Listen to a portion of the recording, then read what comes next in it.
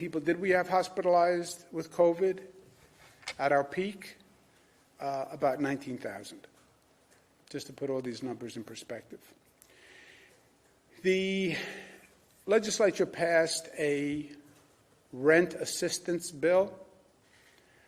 The rent assistance bill appropriated $100 million, up to $100 million, but had eligibility requirements on what income levels could qualify. We ran the program. The number of eligible applicants only brought us to $40 million in rental aid by the parameters of the law. By executive order, I'm going to change the law. Spoken to the legislative leaders about this. Reopen the application window, extend the eligibility requirements to help more New Yorkers. Washington is considering passage of a bill which would help with state and local financing, unemployment insurance, transportation aid, vaccination funding, etc. They have been going back and forth. Speaker Pelosi put forth the HEROES bill months ago. They were then talking about a possible compromise bill. Senator McConnell has been extraordinarily difficult. His statement was, let the states go bankrupt. 50 states go bankrupt, that's bad for the country, because the country is 50 states.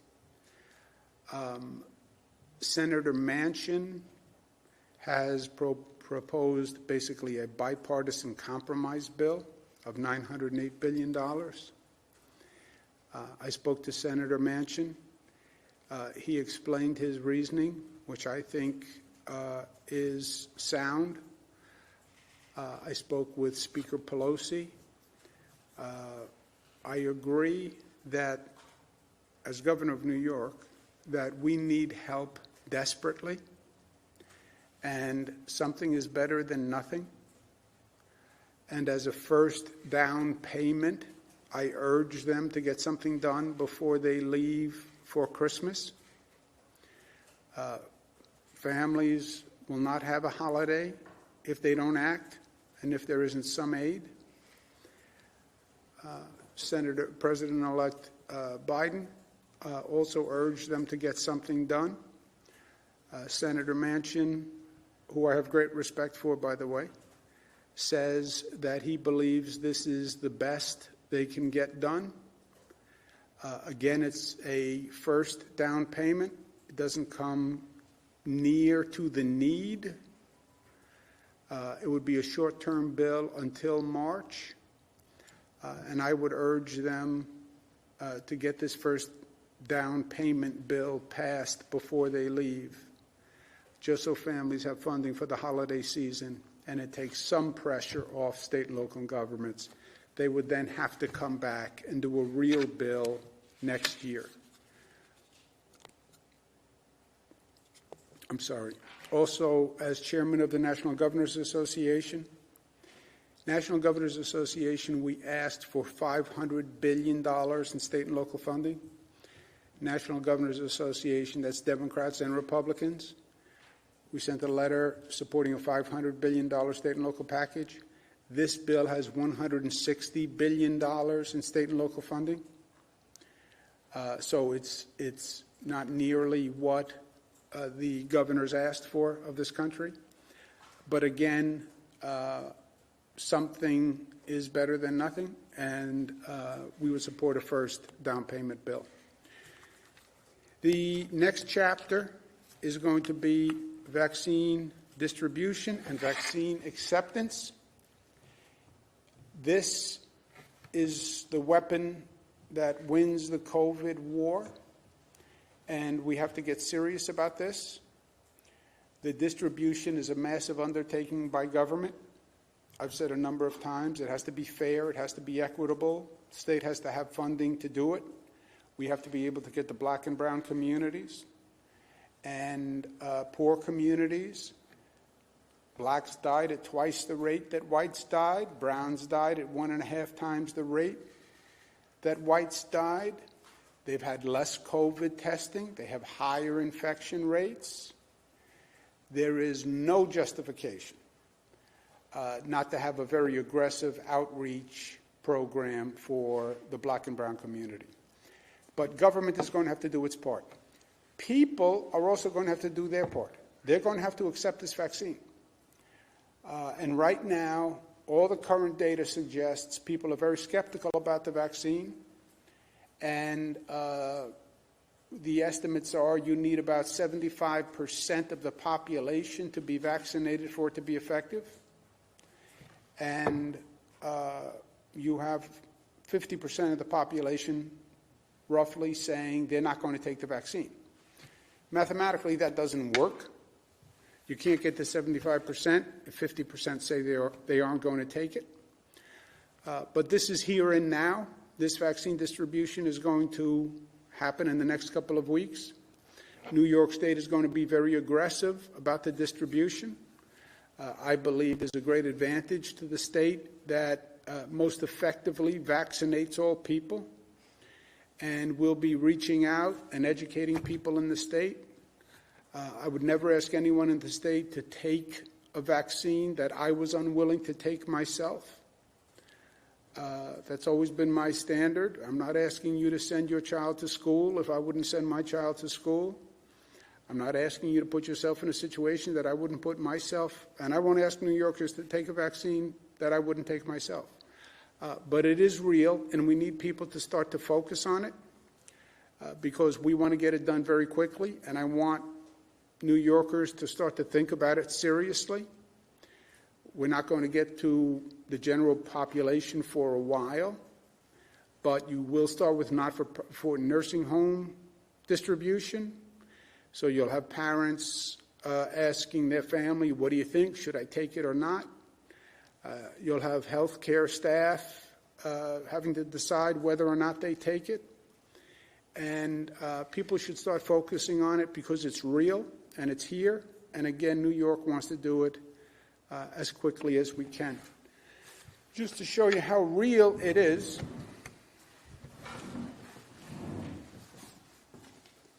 in this box, what is in this box? Maybe it's a Christmas present. Who would I give a Christmas present to at this point? Let's not ask. This is a box of vaccines. Pfizer, which is a great New York company, made the vaccine. Pfizer developed the vaccine without any assistance from the federal government. They did it all on their own. And we're very proud to call them a New York company. But the vaccine process is a complicated process.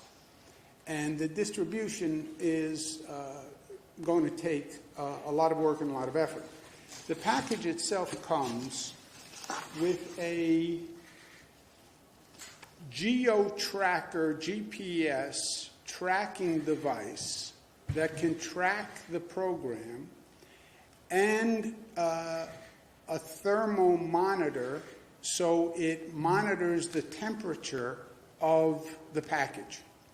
You want to know where the package is, and the package has to stay at the right temperature, because if it doesn't, then the vaccine is destroyed. It comes wrapped in dry ice. The dry ice, because it has to be ultra cold, when you receive the package, you have to replace the dry ice, and then you have to replace the dry ice every 5 days, okay?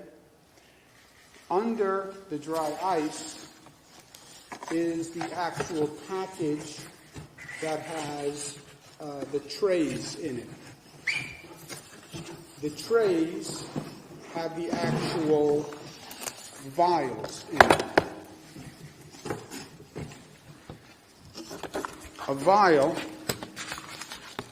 by the way, the vials are made glass from Corning Glass, another great New York company. A vial contains enough for 5 dosages. The vial comes with a diluting liquid, and the actual vial gets diluted before the vaccination actually happens. One tray, they call this a tray, one tray can hold up to 195 vials. Each vial, this is a vial, can do 5 dosages. The package itself can hold 5 trays. So roughly 5,000 dosages could be in this one box. The storage and handling of the box itself is complicated. You can only open the box 2 times a day for 60 to 90 seconds each time, because keeping it the right temperature is very important. So it's either in ultra-cold storage or it has dry ice, but then you can only open it twice a day for 60 seconds to 90 seconds each time. When you actually do the vaccine, you take out the vial is frozen. You have to allow the vial to thaw at room temperature for about 30 minutes. You then dilute the vial and let it stand for 2 hours, and then you have 6 hours to administer the dosage. Okay? So this is a complicated procedure. That's one dosage, and then the person has to come back and receive the second dosage about 21 days later. So the package comes. It either has to be stored in ultra-cold storage, or the dry ice is replaced, and the dry ice can keep it. Up to 5,000 dosages, 5 dosages per vial, and then there's a procedure to de-thaw the vial, dilute the dosage, and then administer the dosage within 6 hours thereafter. And that's one dosage. Second dosage is 21 days later, and the vaccine really isn't effective until after the second dosage. So it's not easy, but it's real, and they're being manufactured, and they're going to be shipped. And we're very proud of Pfizer, and we're proud of Corning. And we are working very hard to be ready for the distribution and training people on the distribution to make sure it's all done correctly. But this is the weapon that is going to win the war. And that is the light at the end of the tunnel, right? So it's not tomorrow. It's not a short tunnel. But we know the way through this. We just have to get there. And we have to get there with as little loss of life as possible. Questions? What's the plan for staffing? You talked about how it is a big concern, especially for maybe smaller and medium-sized hospitals who might not be able to tap into staffers at other locations. What sort of, in the spring, obviously, we had the big plan to bring in volunteers from across the country. What sort of, beyond retirees sort of thing, what's sort of the plan to help with that issue? We have the Surge and Flex system, which deals with hospital capacity. Hospital capacity has several elements within it: number of beds, availability of equipment, availability of staff. They're all in the capacity constellation. When you run into a problem with capacity, then you have the ability to actually flex from different hospital systems. So if one hospital system is in trouble because they're running out of capacity for any of the 3 elements, beds, equipment, staffing, then you can shift to another hospital system. Jesse? quick things. Is this a mock-up, presumably? Nope. Or is this, so this is actual vaccine that you have up there? I will give you the first one. If you come here, I will be the first one to administer under doctor supervision. I'm going to also put some of this New York Clean in the vaccine, which will have the added benefit of cleaning your arteries while you're being treated by the vaccine. Let's set the We party can tomorrow. do it all at the same time. Real quick, on the... There is no vaccine in this vial. It is a vial, but it is without vaccine. Going back to the focus areas, the hot spots. But I didn't want to tell him that. I was going to put this in the vial and inject it into his own. Clean up his act. So going back to the focus zones, at this point, I've lost count. I believe there's 22 or so that are above 5%. Do you feel that the state has moved from kind of a containment strategy at this point to a mitigation strategy as part of this second wave? I don't know that really containment and mitigation are applicable anymore, Jesse. Those were sort of terms they used early on. We are trying to contain. We are trying to mitigate. We've been doing both, right? Reduce the spread, flatten the curve, but also contain it. So I think we've been pursuing both strategies now from the get-go. Okay, and on that... But you're seeing, there's no doubt, you're seeing a nationwide global increase in the overall numbers. And then it depends on how you want to argue it. New York is seeing much less of an increase than other states, but we're still seeing an increase. Do you feel that the hotspot strategy, the microclusters, has worked? Has that been a success considering the kind of spread of it? Oh, yeah. Oh, yes. Look, you're not going to, do I think we're going to defy human nature and global dynamics? No. You're into the holiday season. You're seeing the same thing all across the world. Now, defy is a funny word. Has New York defied the dynamic more than other states? Yes.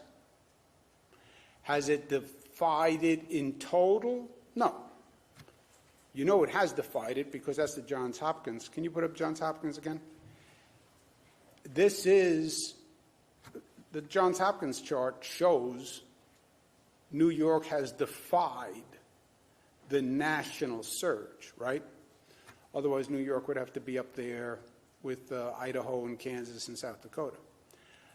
Hasn't defied it absolutely, but it has largely, that's why we're all the way at the bottom. The microclusters is because we have so much data, much more data than any other state because we have so many tests. We know exactly where people live. So from a medical point of view, you can target much more closely, and you can target the medical resources so you're not chasing all over the state. You know it's this community. And to the extent you have to do economic restrictions, it's just this community. You don't have to close a restaurant in Queens because you have a problem in Brooklyn. You don't have to close a restaurant in Utica because you have a problem in Albany. By the same token, though, when you talk about the using hospitalization rates as a new metric, right, to establish these zones, are you at all concerned about waiting this kind of 7 to 10 days after Thanksgiving? Once again, this is a virus that has shown itself to be very effective in spreading. A couple of days can make a difference. Are you worried about changing those metrics that far, taking that much time to change the metrics? Well, we're adding the hospitalization rate to the factors, right? But where we are now, the hospitalization is most important. Are you going to see the infection rate increase? Yes. You're going to see it continue to increase, I believe, all through the hospital season. You talk to people like Dr. Fauci, the CDC experts, they all say the same thing. I guess the question is, if the restrictions are pegged to orange, red, yellow zones on businesses and things like that, and and we're waiting an extra 7 to 10 days to restrict those things while we kind of assemble data post-Thanksgiving. Is that waiting too long? Well, we have restricted them, and here's the real problem. The valve analogy and restricting, slowing the spread. At one time, you controlled, to a large extent, activity that was causing the spread. At this point, you don't control the overwhelming majority of the activity causing the spread, because over 70% of the spread is beyond your control. It's in small gatherings. It's in household parties. It was at the Thanksgiving table. Government cannot control that. The gyms, salons, the protocols are working. They're a very small percentage of increase. Restaurants, bars. Number for a second. You said 70% of the indoor gatherings, but then when we spoke to Rob yesterday, he said that's only the 70% of the 20% that you've been able to contact trace. So that's actually really verifiable. Only 14% that we know are coming from indoor gatherings. You're extrapolating that to the whole. You're extrapolating to the whole. 20% is the 20% of the contact tracing is the database, which is tens of thousands of points of data. How many people is the 20%? Do you remember, what was it, 40? 30,000. You have 30,000 data points. 30,000 data points is a large sample. You take a statewide sample, you do 500 people, you extrapolate to the state, right? You do 500 people, you're going to extrapolate to the nation. You have 30,000 data points. That's a lot of data to extrapolate from. Let's do someone else first. Can we just? Yeah, let's just. I was just looking to clarify what he was asking. How can you say that's a representative sample or not? I said 30,000 is a very large sample. Well, you can't really, to Jesse's point, you can't really necessarily say that's a representative sample to completely rule out any spread from, any businesses that are still open or indoor dining. Well, 30,000, I think anybody would say, is a very, very large sample to use as a reference point. I mean, 30,000. You know anything else that has a database of 30,000? I do know that when it comes to do you have a question? Yes. I have one on vaccines and one on nursing homes. First of all, on the vaccine, you said that you wouldn't ask anyone to take the vaccine, that you wouldn't take yourself. Will you take the vaccine? Will you do it like you did with the test? And Yes. Do it in Next front question. of everyone? Yes, I said that. Will you be one of the first? Will you take I it? said that. You I will. said I would not ask anyone to take a vaccine that I wouldn't take myself. Okay. I said I wouldn't ask anyone to take a COVID test that I wouldn't take myself. And on the skepticism about vaccines, a lot of folks that we've spoken with, they're concerned that they'll have to take a vaccine to get on a plane, or that the state will be very strict and make people take the vaccine in order to get into a nursing home or eventually to go to school. Do you support measures like that to get on a plane to travel? Should you have to take a vaccine for COVID? We don't control air travel requirements. That's a federal obligation.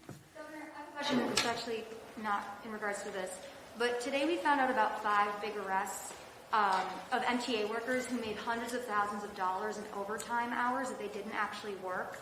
Actually, the MTA Inspector General was involved in this. But anyway, the arrests are tied to a federal investigation. What do you think of this, and do you think that this is a sign of corruption or mismanagement in the MTA? I think there are bad apples in every line of work. You have a multiple thousand workforce.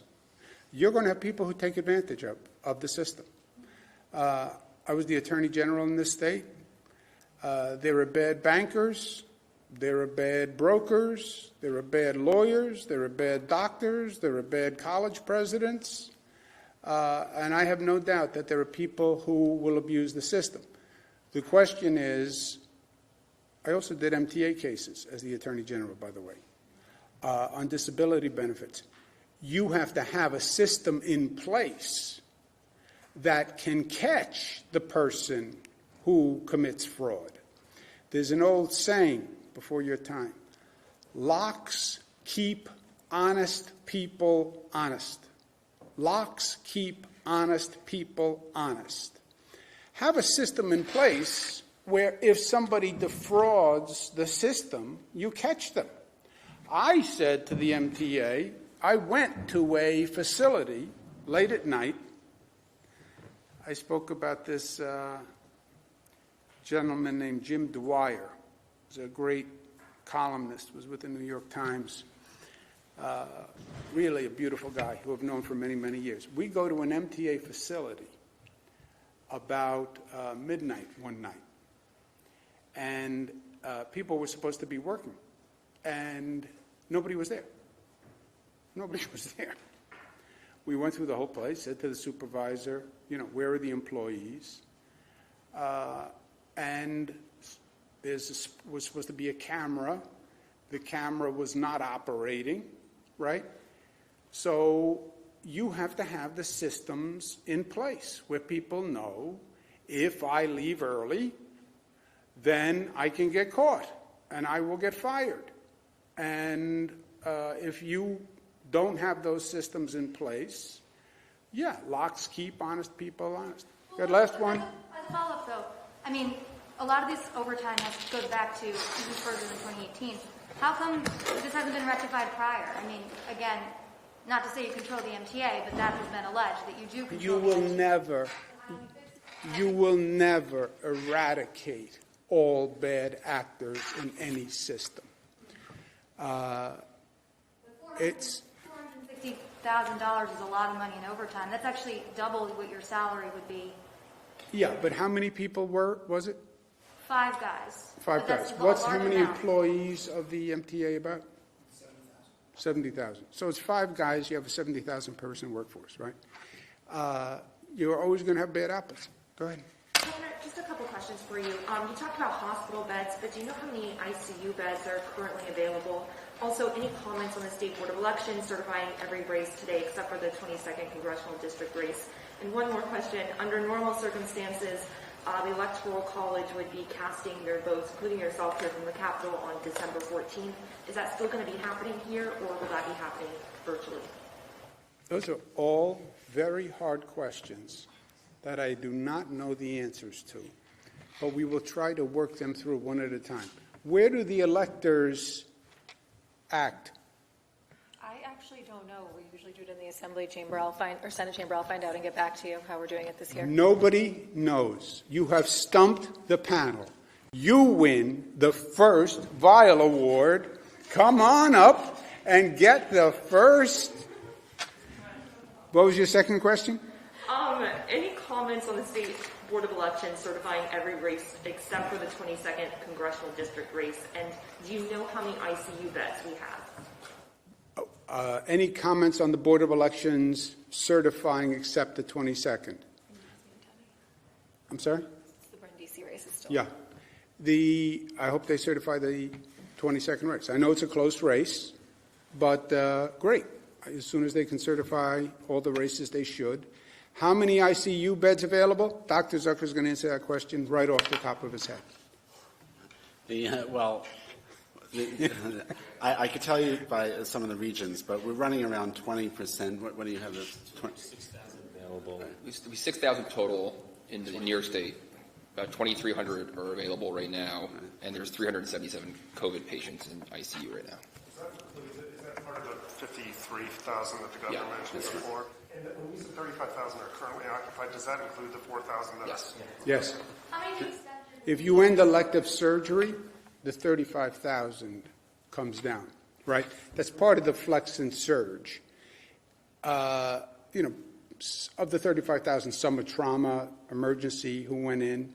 Many of them are elective surgery. That's why when you end elective surgery, you make more beds available. So you open capacity that way. the 50% mandatory addition to the beds brought you from 50 to 75, right? So that's the flex that you have on the system. Super quick questions. I was Hold on a just second. Did you answer the full question? What did you say? On the ICU beds, Gareth, if you could go over, how many will you need if you go into a second wave? Are you guys have a larger estimate?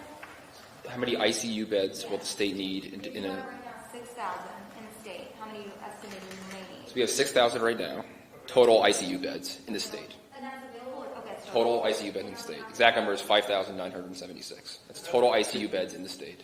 Of those, 2,144 are available. 2,144 are available. How many of the 2,000 people are COVID people? 377. Okay. 377. When you, how many are you going to need then if you guys? You don't know. I think you should, we've looked at the numbers. Back in March, the percentage of people who were hospitalized for COVID that ended up in the ICU was 25%, and now it's down at 19%.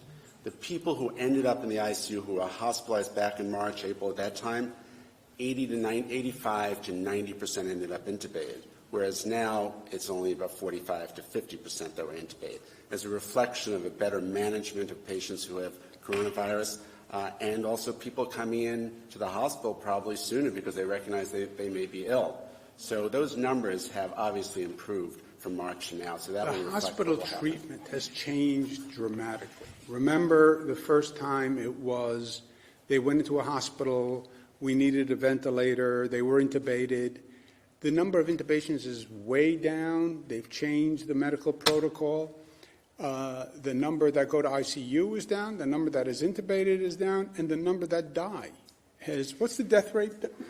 It's 8% down. It's 8% down from what? 23. Death rate was 23% if you went into the hospital. It's now down to 8%. Okay, I'm going to go to work. Thank you very much. Governor, New York has the highest